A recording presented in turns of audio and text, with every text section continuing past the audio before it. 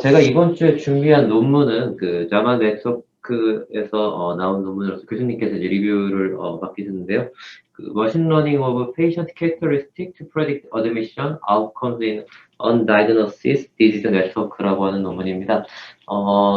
그 여기 Undiagnosed Disease Network에 속해 있는 그 컨소시엄에 있는 사람들이랑 그 다음에 이제 매사추세츠에 있는 유니버시티 오브 매사추세츠에서 쓴 페이퍼고요. 작년 말에 서밋에서 올해 초에 퍼블리시된 페이퍼입니다. 네, 앱스트랙트 먼저 간단히 전달드리도록 하겠습니다. Undiagnosed Network라는 기관은 이제 그 페이션트들이 각 그 기관에서 이제 그 다이그노시스가 이루어지지 않을 때 그 12 이제 미국에 있는 12곳에서 그 사이트에서 이것들을 이제 이 언더 다이그노시스 디지즈 네트워크라는 곳에 서미션 해가지고 이것을 이제 관련된 심튼이라든가 어떤 임플리케이션 같은 것들을 여기서 이제 리뷰를 하는데요. 여기서 이제 하고자 하는 주요 목표는 이러한 그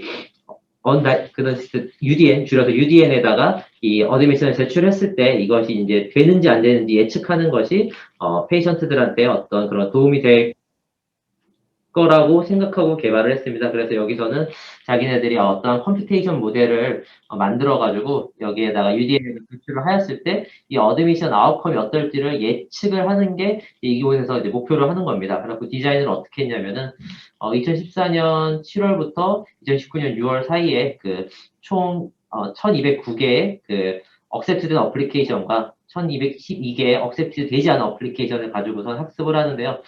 인클루전 크라이테리아는 언다이그노시스 컨디션이면서 헬스케어 프로페셔널의 그 어떤 이벨루에이션을 받았고, 그 익스클루전 크라이테리아 같은 경우는 어떠한 이것을 그 증상을 설명할 수 있는 오브젝티브 파인딩이 있으면서 다이그노시스가 기록이 돼 있는 리뷰에서 그런 그 어플리케이션을 익스클루전 크라이테리아로 하였습니다. 그래서 이것들을 각각 어플리케이션 폼과 레퍼럴 레터를 그리고 이제 시멘틱 시밀러리티 등을 가지고선 학습을 한 다음에 이것을 가지고 멘델리안 디스오더, 즉 오민 데이터도 같이 사용을 하고요. 이것으로 이제 어드미션 라벨이 제공이 된 것을 가지고선 리트로스펙티브 어널리시스와 프로스펙티브 어널리시스를 하게 됩니다.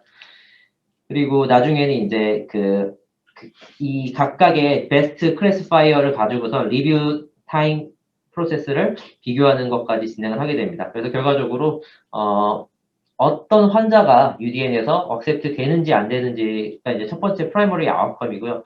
그다음에 이것의 그 라이클로드에 기초한 그 어플리케이션 오더를 랭크를 하게 해주고 마지막으로 앞에서 말씀드린 대로 이 모델을 사용하였을 때 임프루먼트 그리고 이제 민 프로세싱 타임이 얼만큼 향상되는지에 대해서 제시를 하게 됩니다. 결과적으로 자기네들이 트레이닝한 것 중에 베스트 클래시파이어는 센시티비티가 0.843, 스페시티가 0.738이 나오고요. ROC는 0.8444가 나온다고 합니다. 그리고 아까 말씀드렸었던 UDM 프로세싱 타임 같은 경우 평균 3.29몰트에서 그 한 달 정도로 이 라이클리후드 어세턴스에 기반한 오더링을 했을 때 이 정도의 이제 시간 단축을 이끌어낼 수 있다고 얘기를 하고 있고요.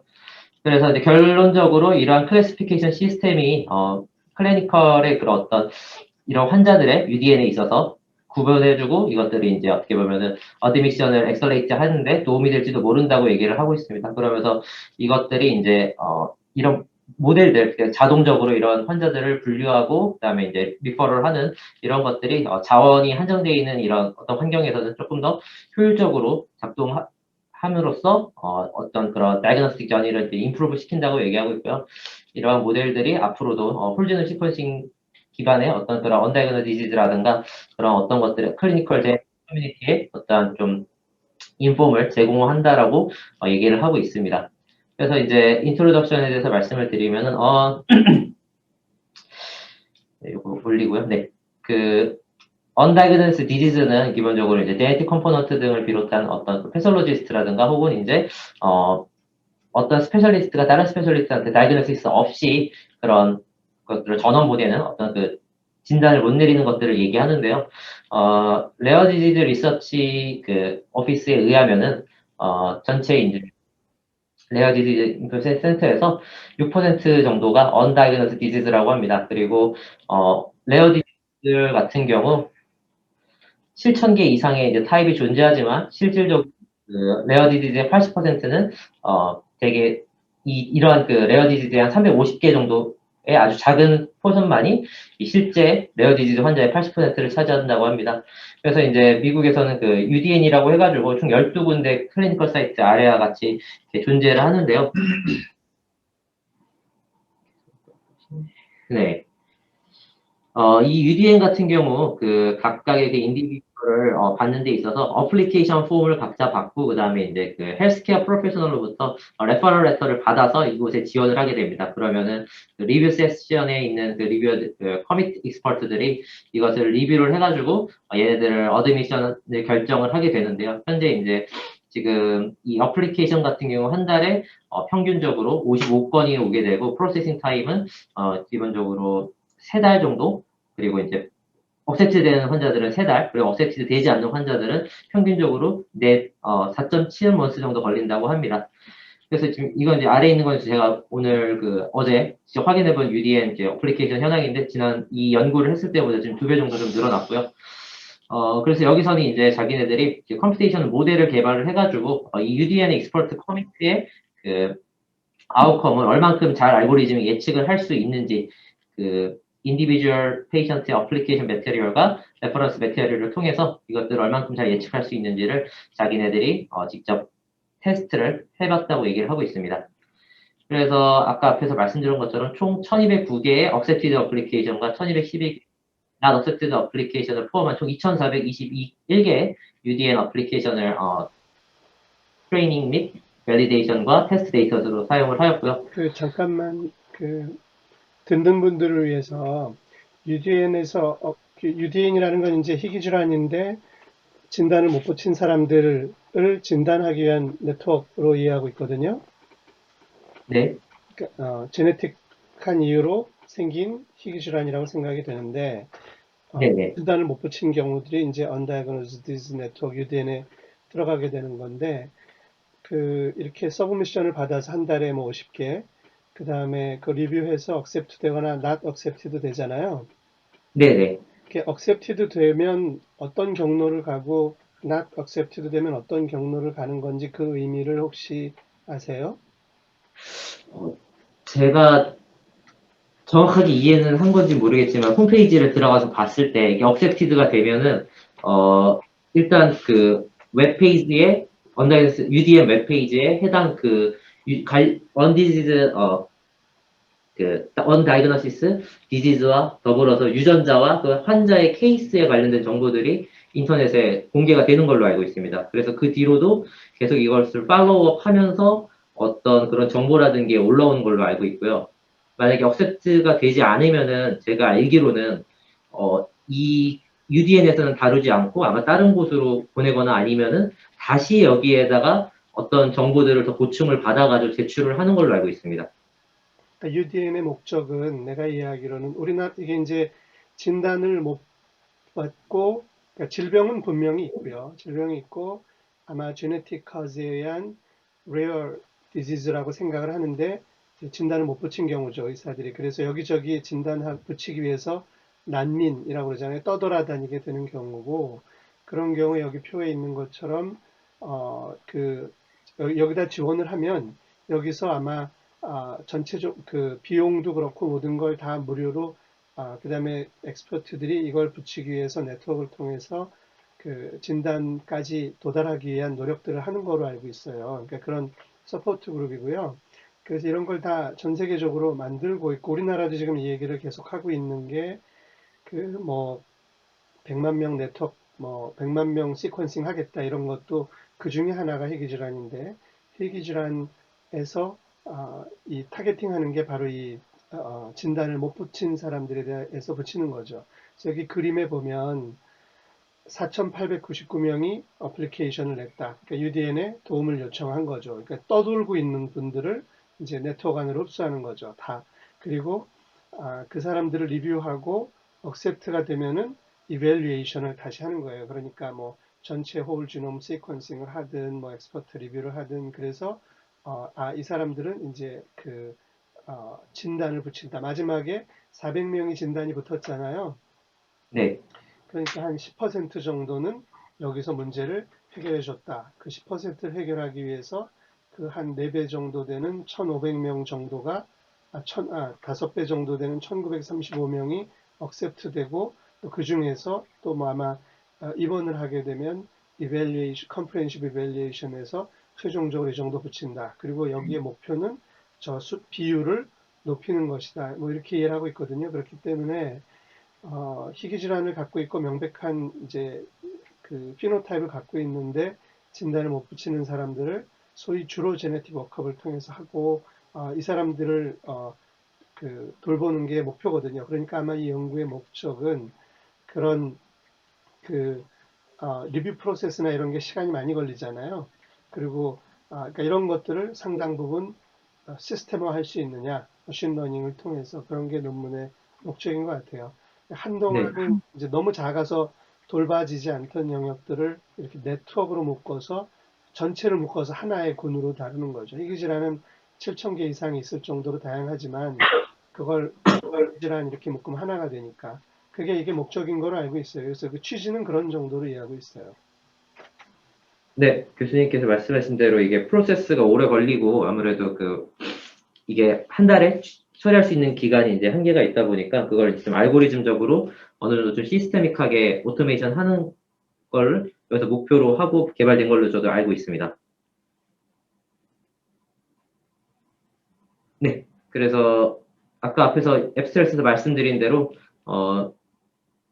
저 2421개의 그 UDN 어플리케이션 데이터를 가지고선 이 사람들이 이제 학습을 진행을 하게 되는데, 기본적으로 메인 인클루전 크라이테리아는 여전히 이제 undiagnosis로 리메인이 되어 있으면서, 적어도 하나의 오브젝티브 파인딩, 증상의, 피노타입에 대한 하나의 오브젝티브 파인딩이 있는 것을, 인클루전 크라이테리아를 하고요. 그 다음에,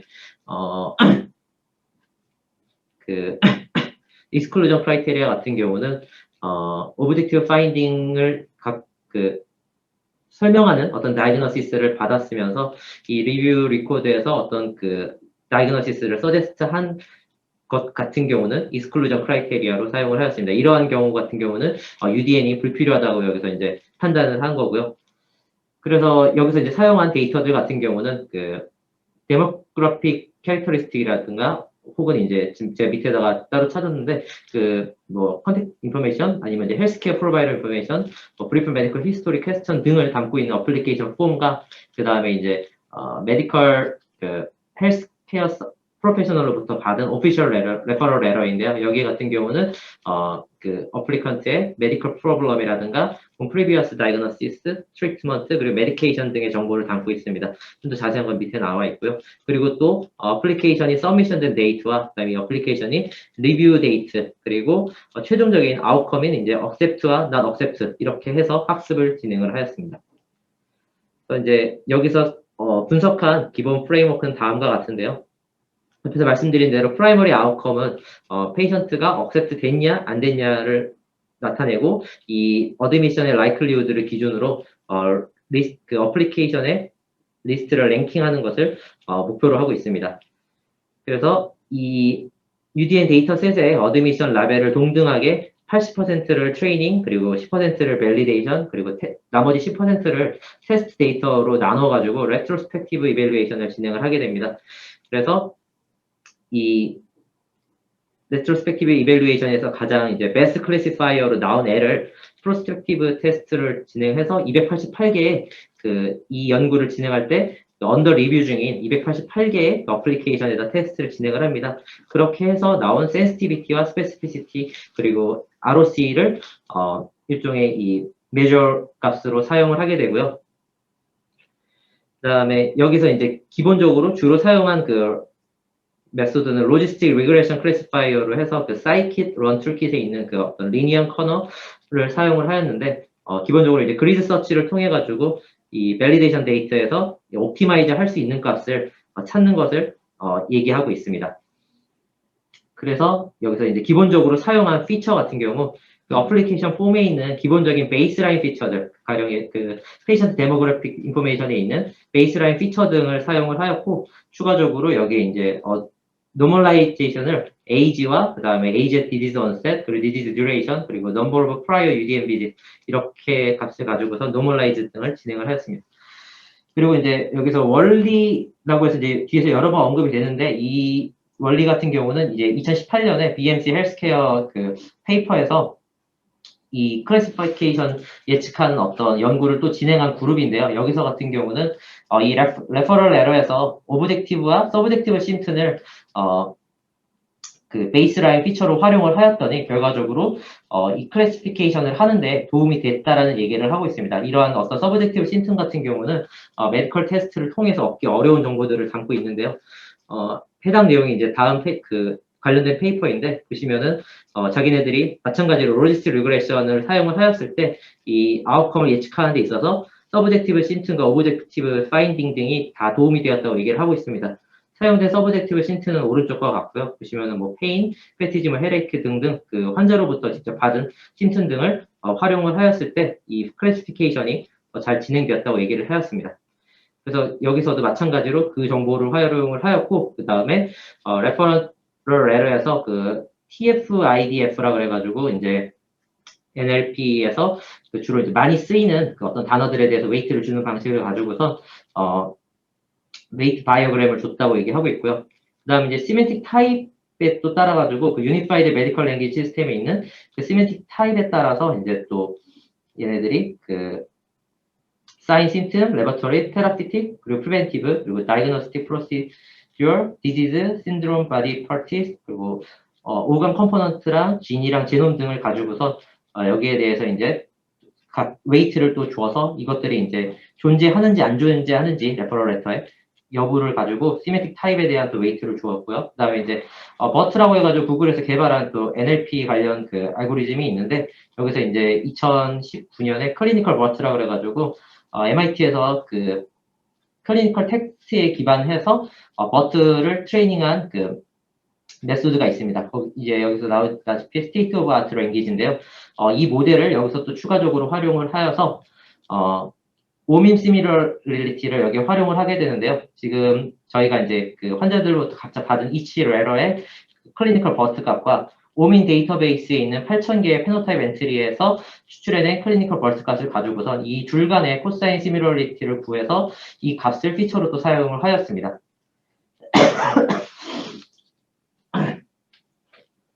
그리고 이제 죄송합니다. 로지스틱 그 클래시파이어의 컨피던스 스코어를 이용해가지고 각각의 그 어플리케이션에 대한 그 랭크를 매기게 되는데요. 여기서 이제 K-폴드, K 값을 5로 잡아가지고 크로스 밸리데이션을 진행을 해서 UDN 데이터셋과 그 다음에 이제 클래시파이어 컨피던스 스코어를 각각의 이제 테스트 그 폴드별로 해서 최종적으로 파이널 랭킹 퍼포스를 구하게 됩니다. 그래서 이렇게 구했을 때 각각의 이제 클래시파이어의 매주얼 이펙트를 매주얼 해가지고 여기서 이제 가장 베스트로 나온 애들을 가지고서 구체적으로 이제 평균 그 어플리케이션 프로세싱 타임, 즉 이 것들을 리뷰를 했을 때 평균 그 어플리케이션 프로세싱 타임이 최종적으로 이 파이널 랭크드 리스트에 어떻게 걸리는지를 측정을 하였습니다. 혹시 그래서 미안한데 잠깐만 전 슬라이드 보여주실래요? 네네. 그 여기서 좀 재밌는 그냥 이슈를 중간에 끊어서 미안한데 잠깐 짚고 넘어가면 좋을 것 같아요. 네네. 보통 우리가 이 UDN, Undiagnosed Disease Network은 제네틱 워크업이 핵심이잖아요. 그러니까 전문가들이 희귀질환을 보는 클리니컬 제네틱스의 전문가들이 유전자 분석을 하는 게 핵심이죠. 근데 그러면 이제 우리가 흔히 우리 연구실에서도 그렇지만 뭐 베리언트가 어떻고 뭐 그런 그 바이오 인포메디컬 애널리시스를 주로 하게 되는데요. 이 프로세스는 또 재밌게도 클리니컬 인포메이션 다루는 그 클래시피케이션 이슈를 다루잖아요. 클리니컬 텍스트 내러티브부터. 그래서 이게 굉장히 재밌는 지금 자마에 나왔잖아요. 자마는 메디컬 어소시에이션이니까 그래서 이게 그 임상 의사들 이제 보통의 그런 사람들이 제일 중요하게 생각하는 저널인데 여기서 보면 요 전 슬라이드인가요? 전 슬라이드 보시면 여러분들 요 전도 있고요. 이것도 있고 그 전, 오미미런 이런 소위 그 의뢰서, 리퍼럴 레터에서 나온 의사들이 쓴 의뢰서에 있는 텍스트를 자연어 처리 기법으로 뭐 이런 텍스트 마이닝 기법으로 분석을 하고 그 다음에 그 거기서 나온 내용들 아니요 전 슬라이드 여전히요. 그 여기 시멘틱 타입이라는 것도 UMLS 우리가 뭐 이런 vocabulary 시스템인데 UMLS에서의 그 용어와 용어 사이에 그 의미론적 연관관계, 그러니까 시멘틱 네트워크상에서 연관관계를 그 엣지, 네트워크상에서 엣지를 가지고 있는 시멘틱 타입을 가지고 나누고 그걸 통해서 여기 있는 것처럼 뭐 심텀 사인, 랩 데이터, 뭐 치료, 예후, 진단, 질병, 심텀, 뭐 바디 파트, 뭐 그다음에 진, 지놈 이렇게 소위 클리니컬 데이터, 클리니컬 인포메틱스 쪽에서 쭉 해오던 그런 내용들을 가지고 텍스트로 되어 있는 정보들을 이 오밈에 있는 오밈은 유전자 정보를 다시 그 사람이 이그 텍스트 형식으로 다 문헌 형식으로 정리한 거 아니겠어요? 그래서 그것들을 그래서 문헌과 그 의사들의 문서, 다큐멘트를 연결하고 또 전 슬라이드 보시면 그 아까 BMC 논문에 나온 것처럼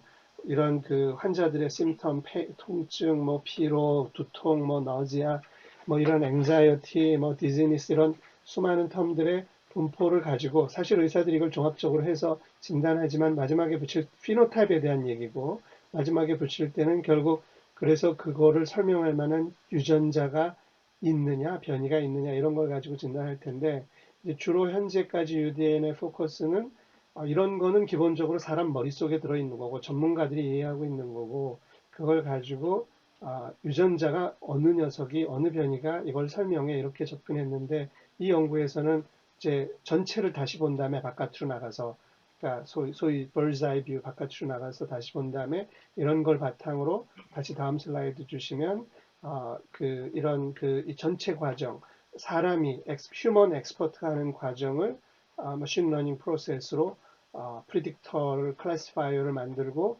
이벨루에이션을 하는 과정이죠. 뭐 다음 슬라이드도 잠깐 주시면 네, 오밈이라는 뭐 가장 훌륭한 그뭐 일종의 학과 사전 그거를 활용해서 전체에 여기 있는 텍스트와 뭐 리퍼럴 레터에 있는 텍스트 또 심텀 리스트 이런 것들을 매핑에 들어가는 굉장히 거시적인 관점에서의 프리딕션 프로세스 갖추잖아요. 그러니까 이 논문이 이제 그런 면에서 굉장히 아, 이게 현실에 굉장히 가까워졌다고 할까? 그러니까 뭐 유전자만 분석하면 너무 사실에만 머무는 그런 한계도 있거든요. 그리고 이제 현실 세계에선 또 사람이 안 할 수 없고 거기서는 이 동네 전문가들이 하는데 이건 아주 테크니컬한 옛날에 전문가 시스템 같은 방식을 물론 여기서 머신러닝을 쓰지만 그렇게 접근했다라는 점이 두 개의 분야가 서로 굉장히 이질적인 분야잖아요. 이 연구자 아이색 코하니가 내 옛날 보스예요. 칠드런스 병원에 있던. 지금 현재 하버드의 디파트먼트 오브 바이오메디컬 인포메틱스 만들고 거기 파운딩 체어이기도 하고 그래서 이런 식의 접근이 굉장히 색다르다. 그래서 한번 볼 가치가 있다. 이래서 내가 좀 한번 봤어요. 그래서 사실 이것에 의해서 나중에 이벨리에이션 했더니 뭐 파이폴드 크로스 밸리데이션 했더니 뭐 AUROC가 어쩌 얼마다 이런 게 그렇게 중요한 게 아니고 여기서 그런 과정을 전체를 보고 전체를 엔지니어링 해 들어가고 소위 바이오 인포메틱스와 메디컬 인포메틱스 전체가 연결되는 과정에 아주 초기 작품이거든. 그런 면에서 굉장히 훌륭하죠. 캔서 이외에는 아직 여기까지 나온 건 별로 없거든요. 캔서는 이제 클리니컬 아웃컴 주로 서바이벌 이런 거 가지고 가잖아요. 아무래도. 그래서 그런 조금 더 심플한 인디케이터로 가지 캔서에서 그 예를 들면 수많은 클리니컬 피노타입 그 사람의 증상이나 이런 걸 가지고 연결하는 건 아직 적잖아요. 주로 약이나 예후, 커브, 카플란마이어 플럭 같은 거 그런 걸 중심으로 하는데 여기서는 이제 피노타입을 다루다 보니까 캔서는 워낙 그셀 바이올로지, 뭐 티슈 이런 게 중요하니까 그런데 이쪽으로 나오면 오르간 시스템을 갖춘 개체가 나오잖아요. 한 사람. 그러니까 이런 데이터가 필요해지거든요. 여러분들 그래서 캔서 이후에 캔서 지노믹스 뭐 바이오메디컬 인포메틱스 이후에 더 밖으로 나가서 이건 점라인이니까 피노타입, 진짜로 피노타입이죠. 바깥에서 보는 몰레큘라 피노타입이나 뭐 셀룰라 피노타입이 아니라 휴먼 피노타입과 지노타입을 연결하는 체계적으로 연결한다는 차원에서 굉장히 좀 한번 이렇게 이런 걸 봐둘 필요가 있는 디테일을 떠나서 그런 논문이라고 생각을 해서 이우승 군한테 좀 부탁을 해봤어요. 하여튼 여태까지 잘 된 것 같고요. 그래서 디테일도 뭐 말씀해 주시죠. 네. 사실 교수님 말씀대로 막 결과 자체가 엄청 막 그런 의미가 있는 논문은 아닌 것 같은 게 사실 생각보다 컨클루전은 엄청 짧게 나오고요. 이 네, 퍼스펙티브가 중요한 논문이다 이렇게 보는 거죠. 그리고 이걸 실제로 리얼 월드 프로세스잖아. 여기 디자인도 굉장히 재밌는 거 하나 보시면요. 다음 슬라이드인가요? 디자인이 어떤 게 재밌냐면 아니 그 스크린컬 디자인에서 그 모델을 만들 당시에 리뷰를 하고 있던 사람들을 나중에 밸리데이션 스스로 해서 이벨리에이션 테스트하죠. 네, 네, 그렇습니다. 막 현장감 있잖아요, 그렇죠? 그런 거의 디자인도 굉장히 스마트하다. 예. 네네, 288명, 네. 그러니까 과거 데이터로 모델을 만들면서 현 시점에서 어차피 3개월씩 리뷰를 하니까 그 당시에 리뷰로 들어온 288명을 언더 리뷰, 288명 언더 리뷰를 나중에 직접 모델에다 집어넣어서 그 사람들이 이런 식의 방법을 도입했을 경우에 시간도 줄이고 정확도도 높이고 시간을 줄여주면 엑스퍼트 타임을 줄여주잖아요. 그 방향을 제시해 주잖아요. 물론 약간 바이어스를 줄 가능성도 있지만 엑스퍼트 타임을 줄여주면 이 사람들이 그 에너지를 가지고 더 좋은 진단을 더 많은 사람한테 붙일 수 있는 거거든. 이런 것도 굉장히 스마트하잖아요. 우리는 뭐 이렇게까지 막 거시적인 걸 그림 그릴 수 있는 사람은 많지 않죠. 네.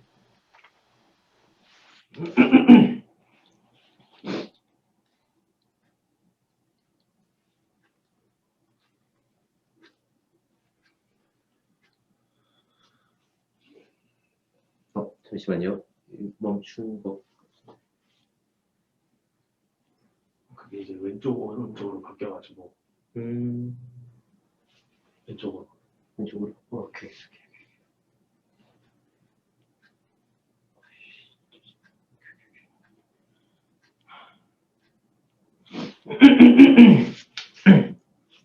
네, 그래서 이제 아까 말씀드리던 거 좀 더 이어서 말씀드리면은 이제 Rapid Review Process라고 해가지고 여기서 어플리케이션의 그 리스트를 랭킹하는 그 네 가지 그 접근법을 사용하는데요. 첫 번째 UDN 오더 같은 경우는 현재 지금 이제 프로세싱 되고 있는 그 UDN에서 프로세싱 되고 있는 그 순서를 얘기를 하는 거고, 그다음에 이제 FIFOQ라고 해가지고 First in, First out 해서 말 그대로 이제 서브미션 데이트에 의한 그 어플리케이션을 랭킹하는 것을 의미를 합니다. 그리고 클래시파이어 랭킹 같은 경우는 여기서 이제 만든 그 베스트 클래시파이어의 likelihood of acceptance를 기준으로 랭킹을 매기는 방식이고요. 마지막으로 이제 accepted first 랭킹 같은 경우는 각각의 그 어플리케이션에서 accept와 not accept를 나눈 다음에 이미 true 어드메스 라벨이 달려있죠. 당연히 얘들은. 나눈 다음에 그것들을 각각 들어온 순서대로 오더를 해가지고 마지막에 이 두 개를 합치게 됩니다. 네. 그래서 이제 여기서 이 사람들이 말하기로는 이 accept first 랭킹 같은 경우는 accept 어플리케이션에 대해서 어떤 로어 바운드를 어드미션 프로세싱 타임의 로어 바운드를 제공을 해주지만 반면에 accept가 되지 않는 사람의 경우에는 너무 긴 그 wrong weight을 주게 된다고 얘기하고 있습니다. 이것에 대한 그 문제점은 뒤에 디스커션에서 다룬다고 하고요. 그다음 덧붙여서 그 이제 리소스 컨스트레인 아까 교수님께서 말씀하신 것처럼 이게 이제 결과적으로 리뷰하는 그 사람의 숫자 제한되어 있고 그런 것들이 제한되어 있기 때문에 자원이 제한이 되어 있기 때문에 이러한 리소스 컨스트레인이 어떻게 이제 이 웨이팅 타임에 영향을 끼칠 수 있는지에 대해서 이것을 이제 이 사람들이 네 개의 어플리케이션 랭킹 휴리스틱을 통해서 측정을 하게 되는데 예를 들어서 이제 UDN이 매일 그 어떤 D라고 하는 그 값에 대해서 D에 대해서 리뷰 세션을 진행한다고 가정을 했을 때 각각의 세션에서 어플리케이션 개수와 그 리뷰의 날짜에 따라서 어떤 것이 옵티멀 밸류를 지니는지, 즉, 실제로 자기네들이 베스트 클래시파이어를 해서 사용했을 때와 억셉트 퍼스트 랭킹을 사용했을 때 이것들이 미니멀 값을 갖는 옵티멀 밸류가 무엇인지에 대해서 뒤에서 제시를 하게 됩니다. 모든 이 통계 테스트는 이제 t-테스트와 카이스퀘어 테스트를 투테일로 진행을 하였고요. 사이파이 사용하였고, 패키지는 버페로니 어저스먼트를 카이스퀘어 2에 사용을 하였습니다. 그래서 이제 어플리케이션 그 정보에 대한 간단한 스태티스틱스를 리저스로 보여주는데, 기본적으로 이제 억셉트 되는 그 환자분의 경우, 낫 억셉트 된 그 코호트에 비해서, 연령이 좀 더 시그니피컨트하게 어리고, 디지즈 온셋도 좀 더 얼리얼하다고 얘기를 하고 있습니다. 그리고, 듀레이션 오브 디지즈라든가, 뭐, 그 먼저 이제 UDN 사이트에 비슷한 횟수 같은 경우는 그냥 컴페어러블하다고 얘기를 하고 있고요. 그 다음에, 어플리케이션 프로세싱 타임 같은 경우는 아까 앞에서 언급이 된 것처럼 그 억셉트 되지 않는 사람에게 상당히 더 시그니피컨트하게 롱걸하다고 얘기하고 있습니다. 그러면서 이제 뉴럴로직이라든가 머스큘러 스케들레터 신슨 같은 경우는 그 두 그룹 모두 릴레이티블리 하이한 반면에 지너콜로직이라든가 토시콜로직 같은 경우는 양쪽 다 그 되게 드물게 나타나는 심슨이라고 얘기를 하고 있고요. 끝에 있는 이 유로로직 그리고 가스트로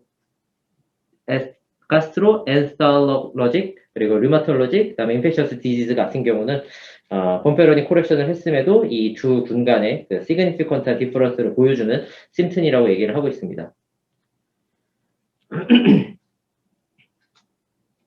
그리고 이제 앞에서 그 레트로스펙티브 어널리시스를 진행하였을 때 총 그 사용한 모델에 대해서 말씀드렸는데 그 각각의 모델에 대한 결과가 위와 같은데요.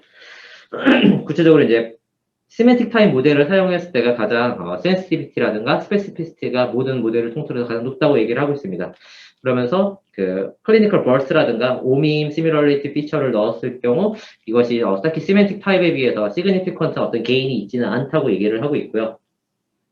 이것은 이제 어쩌면은 그 도큐멘트의 그런 디스트리뷰션과 반대로 그 시메틱 타입 같은 경우 이제 휴먼 익스퍼트 디터마인드 라벨이다 보니까 그러한 것이 나타나지 않냐라고 얘기를 하고 있습니다. 그러면서 전체적으로 베스트 클래시파이어로 나온 그 베스트 클래시파이어 같은 경우는 센시비티가 0.843 그리고 스페시피시티가 0.738 AUC가 0.844로 된다고 얘기를 하고 있고요. 이 굉장히 중요한 파인딩이라고 생각해요. 왜 그러냐면 이제 BERT 같은 경우에 최근에 가장 각광받는 알고리즘이잖아요. 그 오밈도 프리 텍스트로 작성된 최고의 데이터베이스, 엔사이클로피디아죠. 근데 시멘틱 타입이라는 거는 시멘틱 네트워크를 만들고 용어와 용어, 컨셉과 컨셉 간의 그 관계를 표현한 것들에 관한 거거든요. 지금 그리고 이 시멘틱 타입이 만들어지는 과정이 사실은 이런 의학적 지식들을 다 모아서 만든 거잖아요. 그러니까 이 knowledge representation이죠. 기본적으로 KR. 그러니까 얼핏 생각하기에는 뭐 아주 첨단의 최신의 뭐 벌트나 이런 게 잘 될 것도 같은데 고전적이라기보다 이런 knowledge representation을 가진 벌트는 그런 거에는 어그노스틱한 모델이죠. 그러니까 knowledge를 갖고 있는 모델은 아니잖아요. 기본적으로 language 프로세서죠. 그러니까 우리가 보통 최신의 벌트 같은 게 더 파워풀할 것 같기도 한데 이런 스페시픽 피노타입을 다루기가 자연어가 좀 어려운 부분이 있잖아요. 그래서 오히려 시멘틱 타입이 더 좋았을까? 이런 생각을 해볼 가치가 있죠. 이건 굉장히 재미있는 비교를 한 거예요. 앞에 거는 symbolic reasoning을 한 거고요. 기본적으로 시멘틱 타입은 뭐 버트도 뭐 그렇긴 하지만 그래도 좀 뉴메리컬하게 본 거죠. 모델 자체가. 두 가지의 장단점이 있는데 이 아주 복잡하고 정교한 클리니컬 피노타입으로 들어갔을 때는 내 생각에도 이런 시멘틱 타입 같은 게 장점이 꽤 있을 거다. 이런 생각이 좀 들거든요. 그래서 이 비교 자체가 재밌다는 거지. 결과가 어느 게 더 우월하느냐는 별개의 문제고, 어쨌거나 이런 서로 다른 접근법을 한번 비교해 본 것 자체가 이런 도메인에서, 도메인마다 다르지 않겠어요? 그게 자체가 흥미있는 일이다. 난 이렇게 생각해요. 이분들의 그 디자인이 훌륭하다. 네.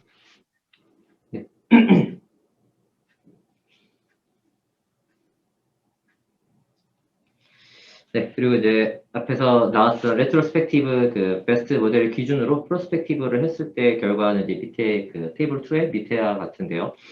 보시면은 그 프로스펙티브, 그 레트로스펙티브 이밸리에이션과 어떻게 보면 이제 그 모델들이 좀 컴패러블하다고 얘기를 하고 있는데, 예를 들면 이제 베이스라인 올리 피처가 오히려 그 하이스트한 센시비티를 보여주고 있습니다.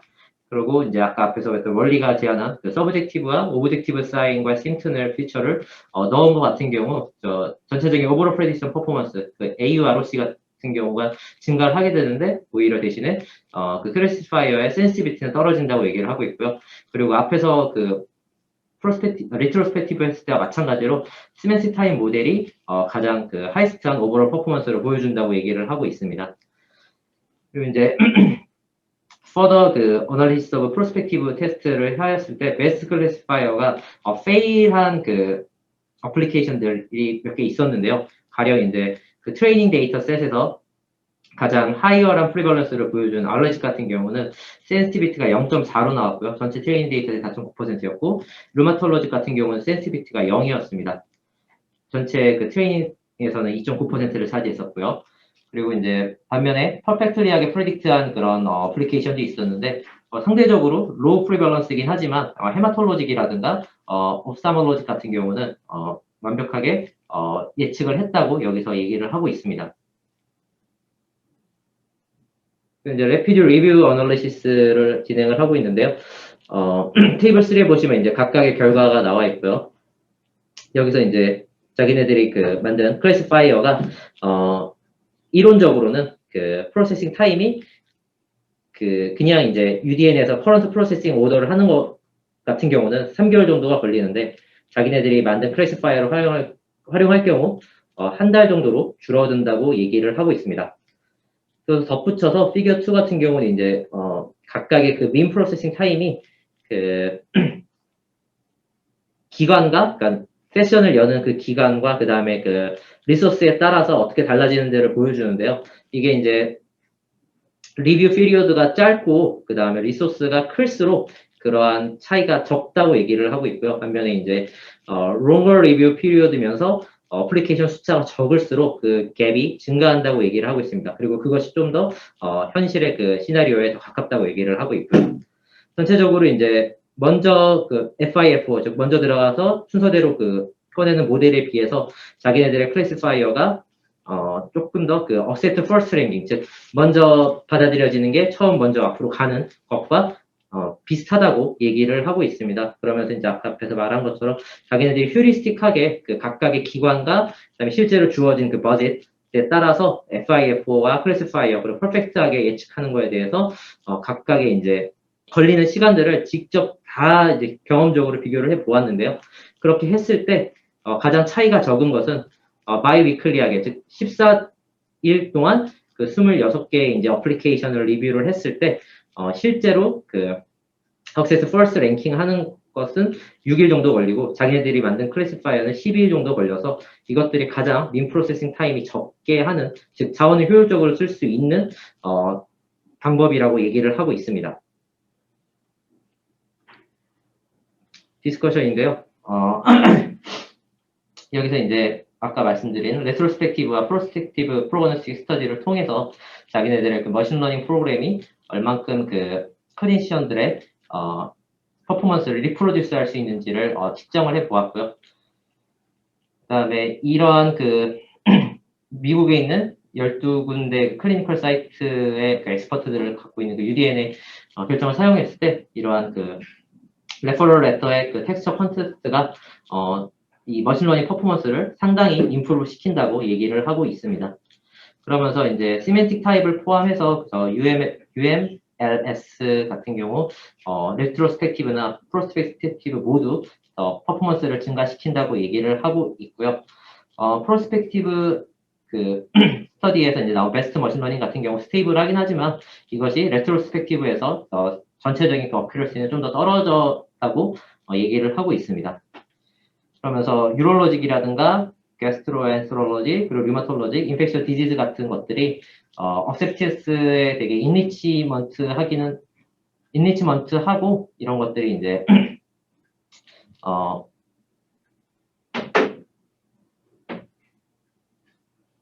그 각각이 레어 잠시만요.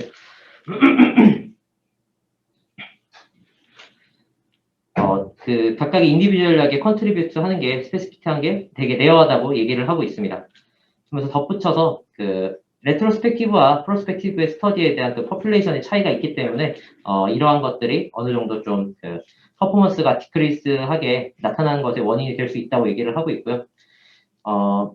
트레이닝 데이터셋에서 되게 높은 그런 프리밸런스를 나타내지만 그럼에도 불구하고 어떤 그 심튼 같은 경우는 프레딕트 하는 것들이 페일했다라고 얘기를 하고 있습니다. 그러면서 이러한 그 자기네들이 추측하기로는 그 커먼 심튼 같은 경우 되게 많은 그 메카니스틱한 에티올로지라든가 혹은 이제 휴먼 엑스퍼트에게 되게 좀 어떤 리스한 스페시픽 에비던스를 줘서 이걸로서로 하여금 이 사람들이 그 언다이그너스 디지즈의 노블 메커니즘을 찾는 것에 대해서 좀 약간 그 확신을 주지 못하는 어떤 그런 것들이라고 얘기를 하고 있고요.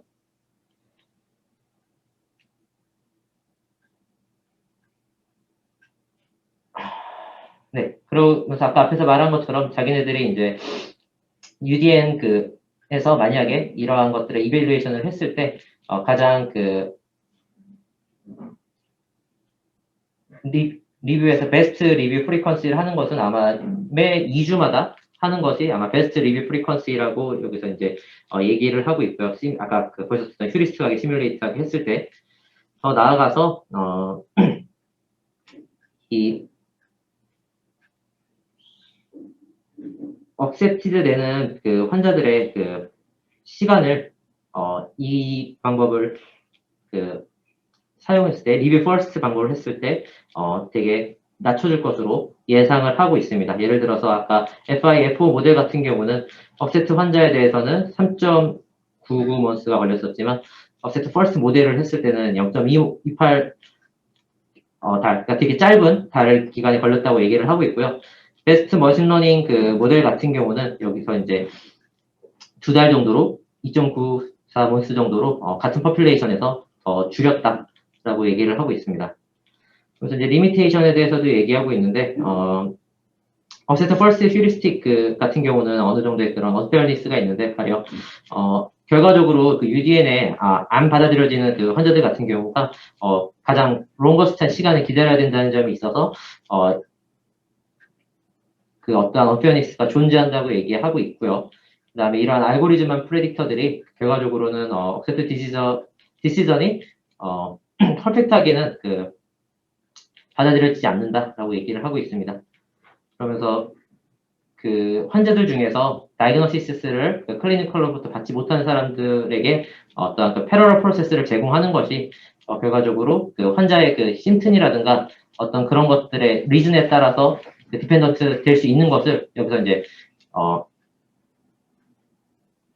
요구하게 될 것이다라고 하고 있고요. 그다음에 덧붙여서 이러한 그 UDN의 그 리뷰 커미트 같은 경우는 이게 서드 파티로 이루어져 있기 때문에 디시전의 퀄리티가 그 측정하는 것이 힘들다고 얘기를 하고 있습니다. 그러므로 그러나 이제 이 클리니션들이 서드 파티 메디컬 센터 혹은 이제 그런 어떤 다양한 그 직군에 이제 속해 있는 엑스퍼트들이 모여 있는 어떤 일종의 하이엔드 멀티 디스플리너리 그 그룹이기 때문에 이 클리니컬 레퍼럴 디시전이 되게 좀 평가하기가 어렵다라는 식으로 얘기를 하고 있고요. 그래서 이 머신러닝 알고리즘을 사용하는 것이 결과적으로 클리니즘 디시전 메이킹에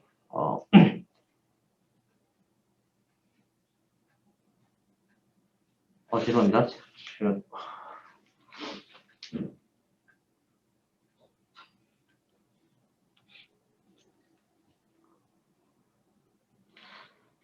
네, 그 머신러닝 자기네들이 만든 베스트 프랙티스가 여기서 이제 어느 정도 퍼포먼스를 나타냈다고 얘기를 하고 있고 마지막으로 그 UDN의 그 억셉티드된 환자에 대한 알고리즘 등이 실제로 이제 이게 현실의 시나리오와 약간 거리는 멀 수 있지만 그럼에도 불구하고 메디컬 어떤 일종의 메디슨의 되게 브로드한 프랙티스에 이용이 되고 이런 것들에 대해서 헬스케어 시스템이라든가 아니면 이제 스페시픽 하이 코스트 이밸루에이션 등이 지금 사람의 관점에서 이루어지는 것들이 오토메이티드하게 바꿀 수 있다라는 것을 얘기를 하고 있습니다. 그러면서 이런 것들이 이제 사이언티픽 어떤 피어 리뷰 없이 좀 더 커머셜한 스피어 면에서 발생이 많이 되고 있지만 그럼에도 불구하고 이러한 이밸루에이션 프로세스들이 클리니션으로 혹은 이제 페이션트로 하여금 조금 더 어떤 인사이트를 줄 것으로 예상을 하고 있고요. 결과적으로 앞에서 말했던 거에 이제 반복인데 유지엔 익스퍼트로 하여금 어떤 일종의 이제 머신러닝에 도움을 줄 수 있고 이것이 이제 이론적으로는 AUC가 84%를 줌으로써 결과적으로 어떠한 이런 코스트라 다이그노시스를 위한 오버롤 코스트를 줄여줄 것으로 예상을 하고 있습니다.